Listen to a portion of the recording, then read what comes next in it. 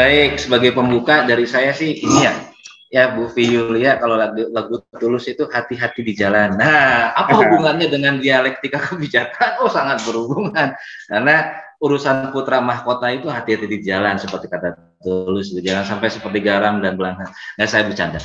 Nah, ini tuh biar tidak melelahkan. Ini kan bulan suci Ramadan ya, seharusnya dialektika ini juga sebagai spirit nafas merdeka belajar kan dibawakan dengan nuansa yang oke. Saya suka, tapi dari tadi nih Kang Dimas luar biasa saya jadi ingat ini Helmi Yahya ini bawain kemarin sama Imam.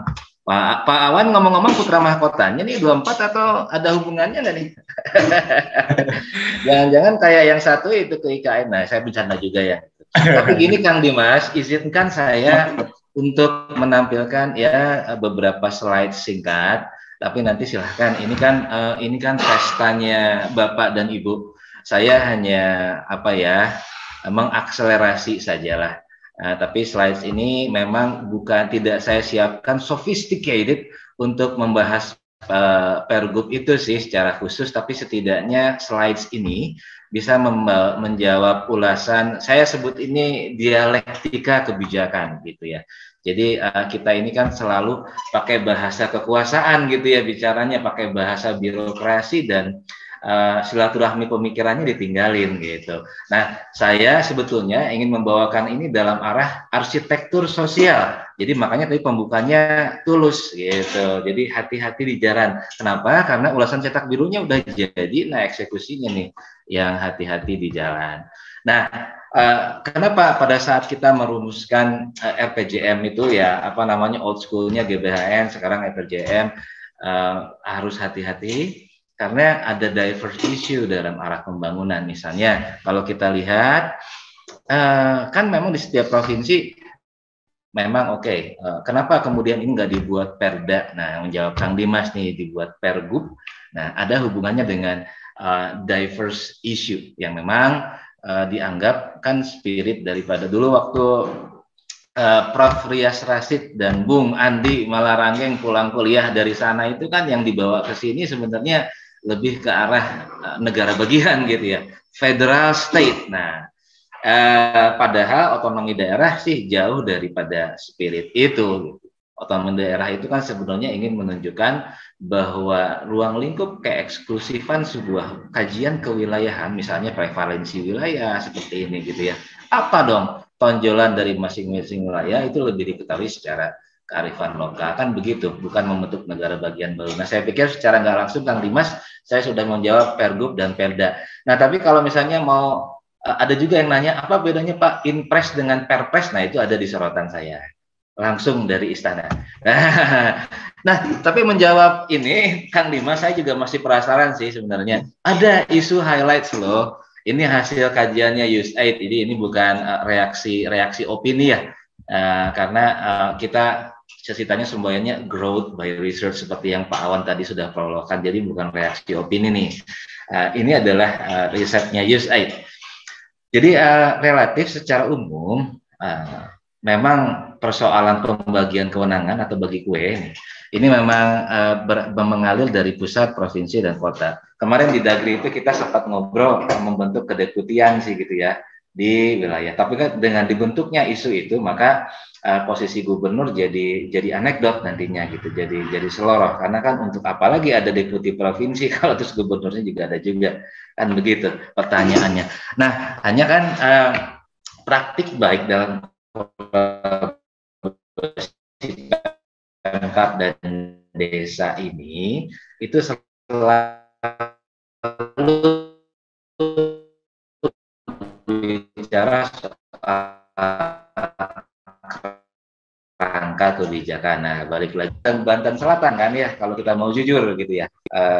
Kalau misalnya nanti Pak Awan kebetulan ketemu AA, misalnya kalau Pak Awan sebagai putra mahkota kan pasti sering ngopi. Nah, jadi misalnya PDRB itu ada fluktuasi PDRB yang perlu dicermati secara angka. Cuman bukan tonjolan angkanya, misalnya tanggal udah jelas pasti 24,2% dari dulu itu kan ya, dari dulu. Cuman apa makna dari ini? Nah, maknanya adalah betul seperti Kang Dimas bilang, ada disparitas wilayah gitu di Banten. Jadi kalau bicara Pergub dan arah haluan, apakah sudah melakukan pemetaan secara tematik per wilayah?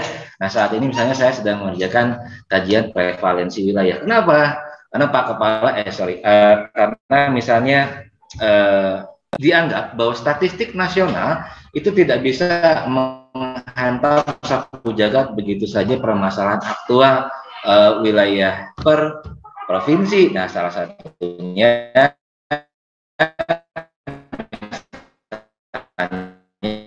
kalau kita lihat bercermin pada sendiri, saya tidak perlu bacakan. Nah, lalu catatan kritis apa yang bisa saya sampaikan? Satu, pengembangan platform sentra industri dong. Nah, saya menyebutnya bahwa semua orang sekarang sudah membangun jaringan. Yang belum ada adalah kecerdasan jaringan atau network intelligence. Nah, dalam hal ini kenapa saya pilih bicara soal digital marketing dan UMKM? Ya karena 40% dari UMKM itu yang manusianya itu adalah di sektor ekonomi politik. Itu yang saya jadikan catatan kritis pertama. Nah, pelatihan pemasaran ini bukan menyorot unicorn ya atau startup yang pakai baju hijau, itu mah udah nggak perlu lagi disorot. Yang pusat jajanan gitu. Dan kenapa harus seperti itu? Nah, ini harus ada juga kajian prevalensi wilayah. Karena beragam nih, jangan-jangan menurut keragaman Tangerang, Lebak, Serang, dan lain-lain itu ada permasalahan yang beragam juga atau bervariasi juga. Ada bipolar juga nih. Ada memang sih secara statistik nasional yang paling tinggi dikeluhkan kan memang modal. Tapi seperti apa modal itu harus disampaikan, kan pertanyaannya begitu. Bukan hanya sekedar ngasih modal dan menjadikan kredit motor mati kan gitu ya Pak Awan. Nah lalu kemudian catatan kritis yang kedua adalah kenapa mesti UMKM? Karena memang 99% bisnis di Indonesia adalah UMKM. Itu yang saya lihat di Pergub itu kok kayaknya nggak disorot gitu loh. Padahal ini sedang jadi trending topik. Oke lah, bangun Sumarekon mah oke ya, siapa yang bilang enggak gitu ya. Itu mah boleh dan pasti banyak tenaga kerja bagus. Tapi bagaimana dengan ultra? Target presiden baru tercapai 44% loh ultra mikro. Nah, contoh, tapi kan saya juga nggak mau jadi ahli wacana gitu ya, seperti kebanyakan orang. Aksi apa yang sudah kami buat? Ya ini, salah satunya adalah linking research network Jabar Banten. Itu misalnya ini, gitu ya. Bagaimana sentra agroindustri, bagaimana ketahanan pangan bukan hanya diartikan sebagai ketersediaan tapi lebih ke arah progresif, bagaimana ini juga bisa menjadi basis ekonomi sama-sama. Lalu catatan kritis kedua, kita kan tahu ya bahwa wilayah ini itu juga belum ada loh di Pergub, ya ada sih disinggung sedikit. Bagaimana wilayah kita yang sering terjadi ini punya basis aksi kearifan lokal multiple helix. Salah satunya adalah kelurahan tanggap bencana. Kalau wilayah provinsi tanggap bencana udah biasa, tapi kelurahan tanggap bencana gimana? Saya ingat dulu bersama Pak Doni Murtado ya. Murado atau Murtado ya?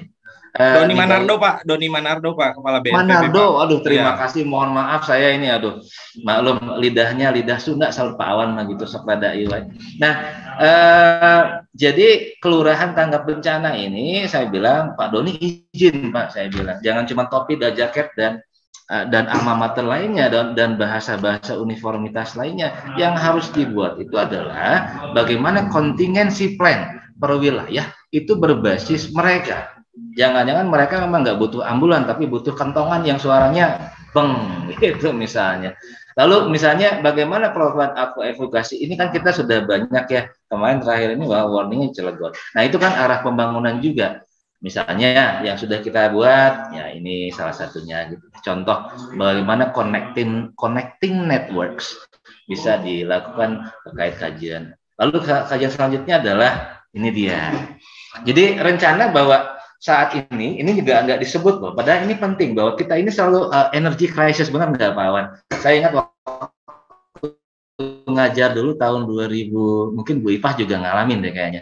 Tahun-tahun 2010 gitu ya, 2009, itu kalau ngajar sampai malam di Untirta mati lampu. Nah, artinya bahwa ini energy crisis ini kan Pak Kang Dimas ya, kayaknya masih eksis loh sampai sekarang. Bener nggak Kang Dimas, ngaku aja. Nah, artinya kan ini nggak cukup dengan hanya melebarkan PLTA. Nah, bagaimana misalnya pembangunan pembangkit listrik ini punya alternatif energy sourcing. Nah, itu dia. Kita udah kirim surat ke Ibu. Ya, mudah-mudahan ini bisa jadi sebuah masuk ini juga ya. Selain Pergub kan boleh aja Perbub gitu ya, peraturan Bupati. Lalu kemudian apa lagi? Jangan lupa bahwa pembangunan juga tidak boleh memarginalkan orang-orang tertentu atau kita sebut dengan indigenous community. Nah, kita ceritanya mengkritik bahwa MDG ini sangat harusnya justru sangat kontekstual dan sangat mempertimbangkan aspek demografi dan etnografi. Nah, kenapa? Kan sekarang ini kan revolusi industri itu membawa kesakralan digitalisasi ya. Tapi bagaimana dengan politics of identity? Bagaimana dengan model kebijakan strategis masyarakat indigenous misalnya, itu juga tidak boleh ditinggalkan. Nah, saya lihat ini nggak disebut. Jadi apa yang saya sebut catatan kritis itu nggak ada dalam ulasan Pergubnya gitu ya. Jadi kalau untuk Sumarekonnya saya angkat topi loh Kang Dimas, mantap. Dan pembangunan tol alternatif mana Pak Awan? Oh, itu luar biasa.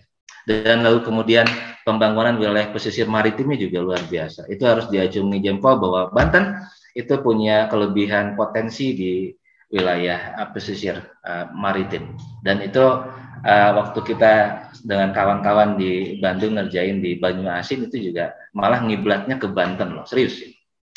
Nah, jadi artinya bahwa ada potensi memang perlu dibelikan angka bobot prioritas, plus ada yang memang kalau perlu nggak penting-penting amat digeser sedikit dan diganti dengan yang lebih catatan yang lebih menimbulkan skala prioritas. Kita juga bagian dari netizen mungkin ya.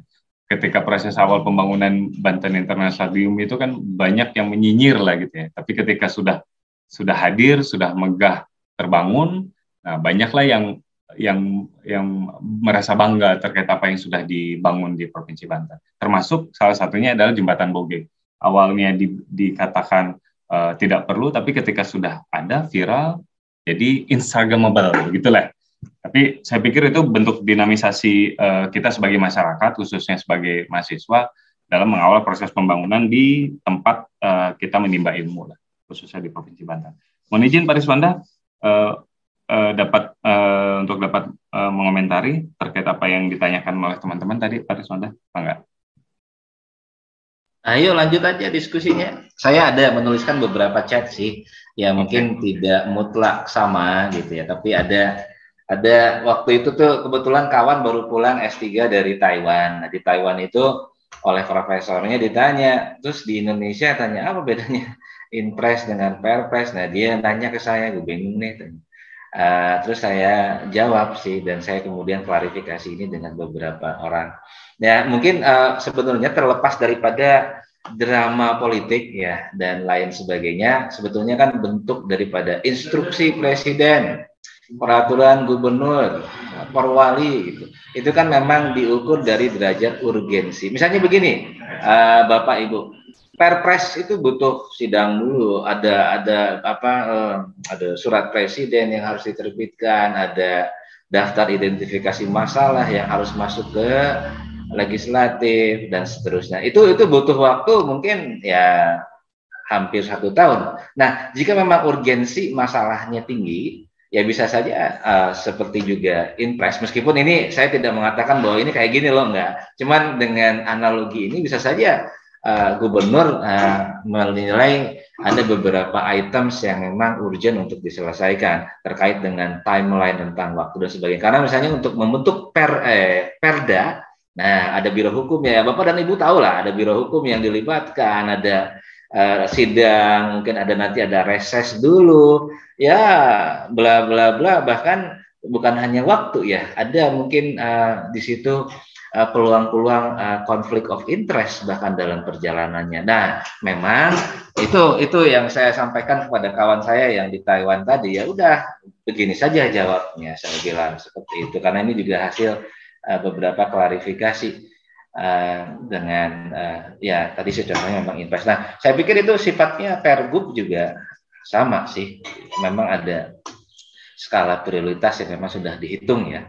Kalau kita berasumsi lah gitu ya bahwa kan gubernur dikelilingi oleh orang ahli, mungkin mereka sudah menghitung bahwa ini ada skala prioritas yang harus dipentingkan gitu ya. Terlepas daripada besok mesti copot jas itu malah lain lagi. Tapi tapi setidaknya memang pasti memang gini ya.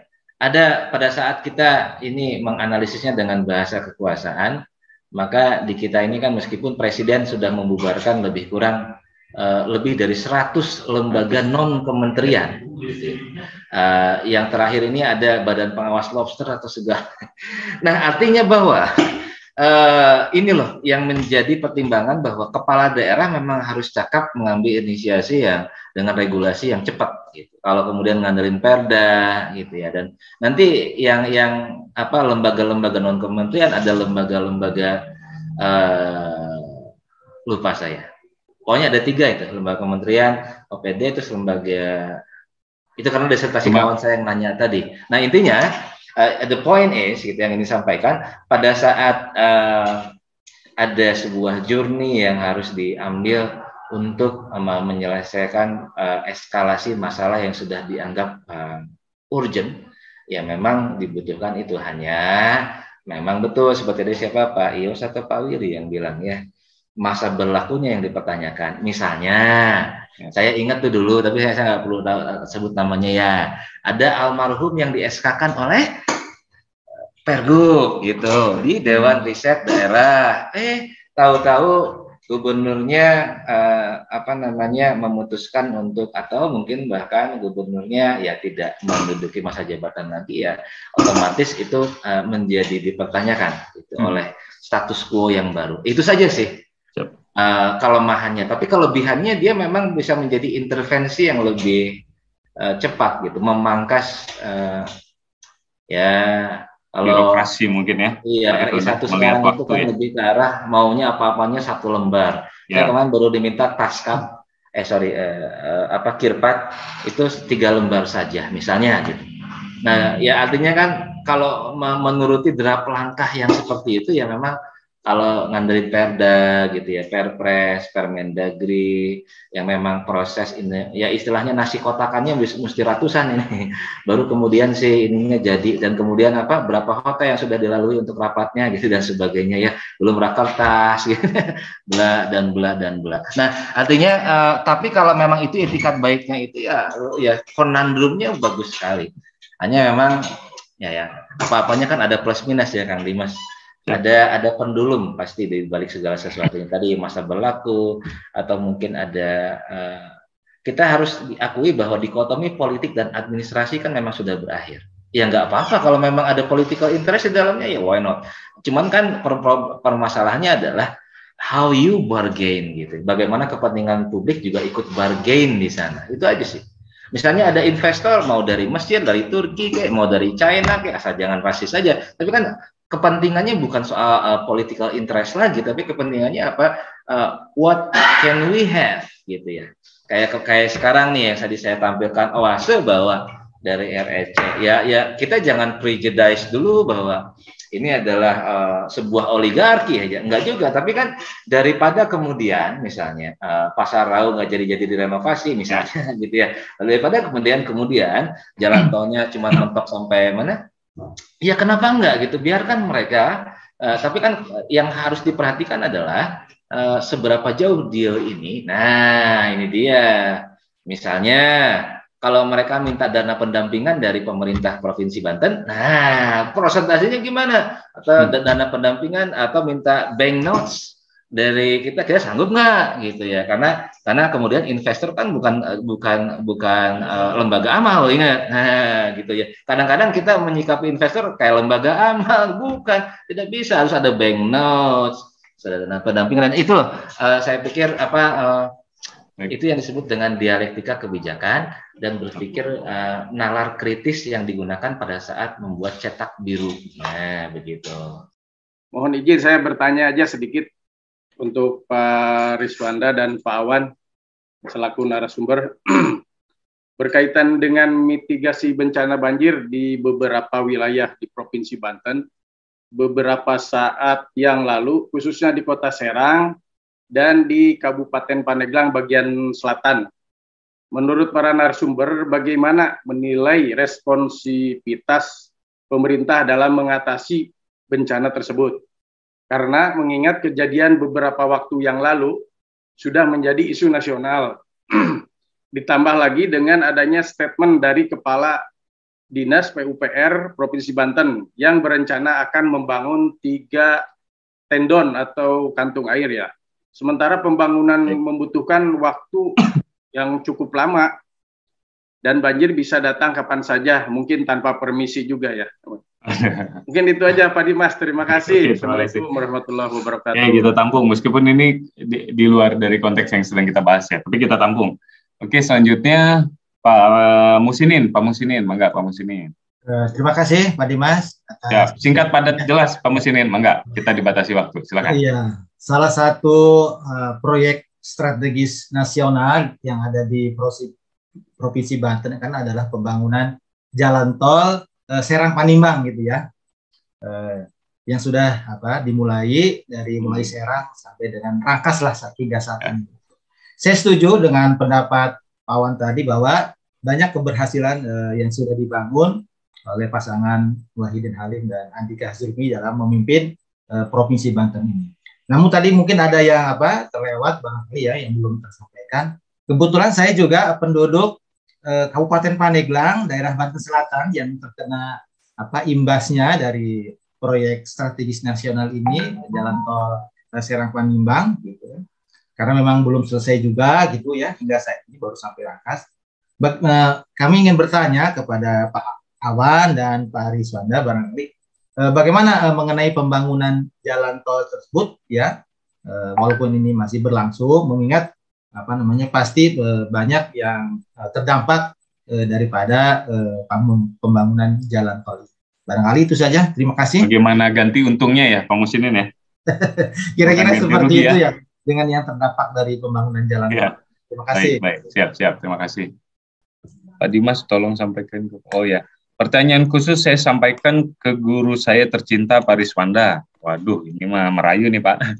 Begini Pak, jika melihat apa yang telah disampaikan Pak Awan secara kasat mata, memang Provinsi Banten banyak sekali pencapaian-pencapaian yang sudah diraih.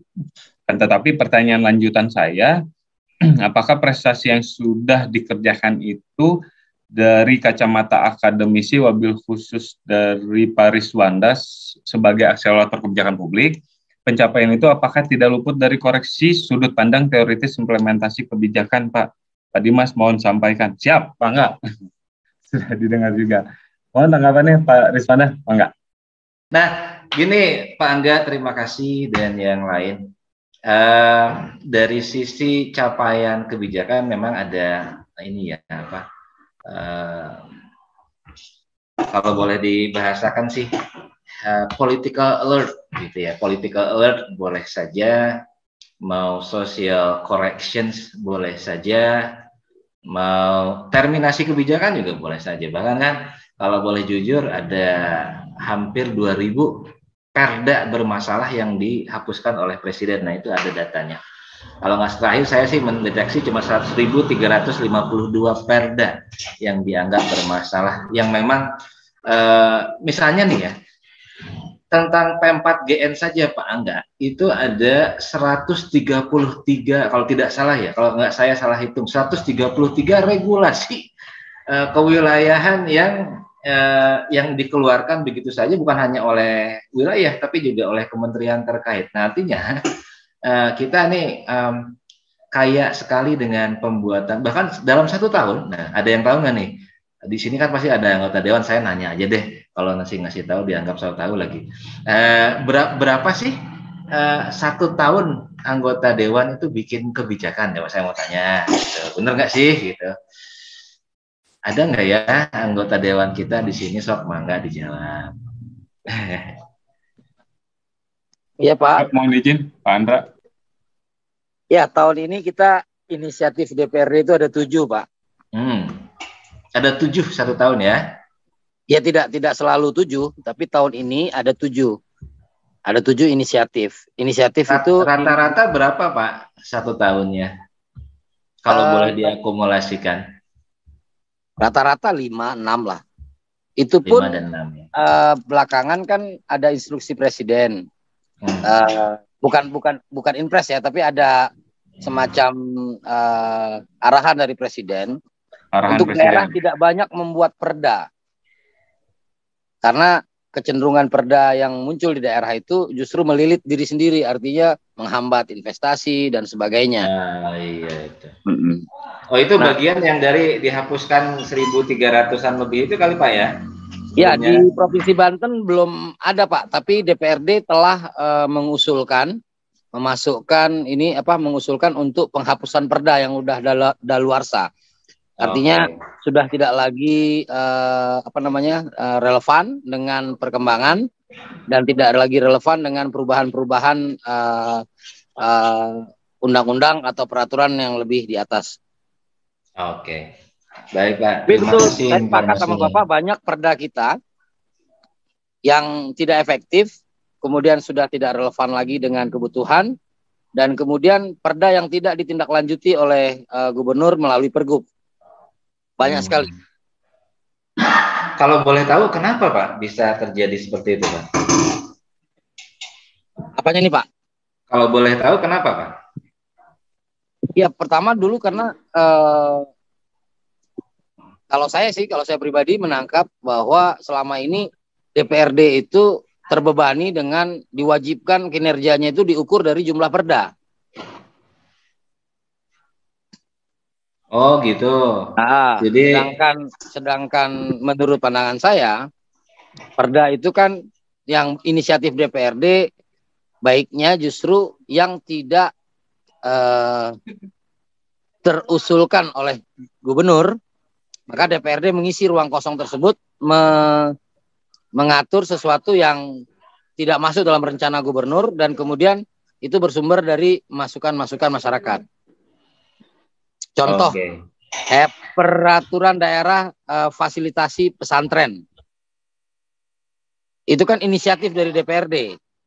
Itu sudah kita bahas, sudah kita usulkan beberapa tahun yang lalu. Namun itu berkendala karena peraturan di atasnya belum ada. Nah, setelah muncul undang-undang pesantren, maka perda tersebut bisa kami tindaklanjuti. Nah, tapi banyak perda-perda yang tidak efektif, yang tidak contoh Pak, perda terkait dengan penanganan COVID lah. Itu kan instruksi dari pemerintah pusat untuk setiap daerah memiliki perda, tapi faktanya perda itu juga tidak efisien Pak. Tidak efisien dalam pembuatannya atau dalam pelaksanaannya? Dalam pelaksanaan. Karena kalau perda itu kan garis besarnya kan tetap mengacu kepada aturan di atasnya. Nah, tinggal ada beberapa poin yang sifatnya lebih kepada local wisdom. Oke, Bapak, terima kasih. Baik. Pak Arief nih baru kelihatan nih. Pak Arief mau menanggapi atau mau bertanya, Pak Arief? Enggak. Paling bertanya, Pak ya. Ya, lanjut. Singkat padat jelas. Ini Pak, melihat kebutuhan kami kan Pak ya, sebagai mahasiswa semester 2, apakah isu pembahasan pada webinar kali ini bisa dan relate dengan kebutuhan penyusunan tesis Pak? Mohon arahannya Pak. Oke, siap. Jadi Pak Arief, bahwa sekarang ini kan harapan Pak Menteri adalah, ya apalagi pasca sarjana ya, yang S1 saja, bahwa kita itu nggak mengharapkan bahwa buku gitu menjadi panduan mutlak, tapi kita terkait kebutuhannya Pak Arief, kita hari ini belajar mengkonsepsikan realitas kebijakan. Jadi tidak memaksakan teori kebijakan pada realitas, tapi mengkonsepsikan realitas kebijakan menjadi sumbangan kepada teori itu sendiri. Begitu Pak Arief, terjawab? ini terus menjawab ini juga Pak, saya sedikit saja. Jadi dalam rakernas apa gitu juga banyak seperti itu tuh, mode tahu-tahu nongol gitu. Apa ini? Nah dari tadi kemana aja Om gitu ya. Nah ini kenapa Presiden sering meluapkan kejengkelan pada menteri seperti ini Pak Kang Dimas. Jadi saat apa rakernas atau apa kemana aja. Nah pas nongol-nongol malah mengeluarkan yang tidak empatik pada publik. Nah, begitu. Ya, Kang Dimas. Nah, jadi apapun arahan pembangunan, maka bagaimana kita itu sebetulnya membuat dialektika kebijakan. Jadi, terkait kebutuhan, sekali lagi gitu ya, terkait kebutuhan pembelajaran, satu, bahwa kita tidak ingin menciptakan lulusan pasca sarjana yang ahli wacana gitu ya. Cuma bisa ngomong doang, pada saat merumuskan tidak bisa bikin apa-apa sama sekali. Begitu Pak Arief. Yang kedua, bahwa pada saat kita bicara pembangunan dan ulasan Pergub, ada 4 hal yang bisa dikategorisasikan. Ingat bahwa ada relasi state, household, community, dan market. Intinya yang ingin disampaikan adalah jangan takut untuk menumbuhkan inovasi kebijakan. Nah, salah satu inovasi yang bisa saya contohkan, kemarin kita baru buat pasar bersinar, pantai bersinar, taman bersinar. Nih, tamannya bahkan Selius Taman gitu loh. Dan ini dibuat dari rumah bedeng dan memang barang-barang bekas. Ya, ini hanya contoh kecil sekali dari sebuah inovasi sih sebetulnya. Tapi hal-hal seperti ini cutting across issue. Jadi persepsi gitu ya orang terhadap sebuah regulasi kebijakan itu kan pasti beragam.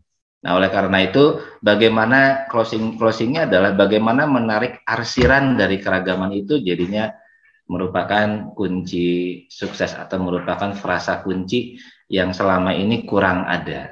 Contoh, dari 400 sekian halaman, ini kan sebetulnya kita hari ini belajar policy praxis ya.